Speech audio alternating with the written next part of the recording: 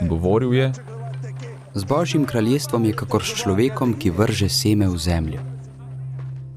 Spi in vstaja, po noči in po dnevi, seme pa klije in raste, da sam ne ve kako. Zemlja sama od sebe poraja najprej bilko, nato klas in končno žito v klasu.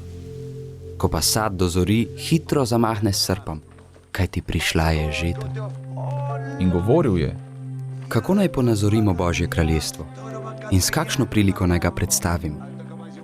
Takšno je kot gorčično zrno, ki je takrat, ko se vseje v zemljo, manjše od vseh semen na zemlji.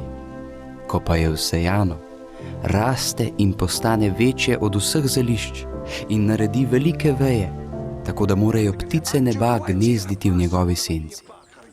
V mnogih takih prilikah jim je govoril besedo, kakor so jo pač mogli poslušati. Brez prilike pa jim ni govoril, a svojim učencem je posebej vse razlagal.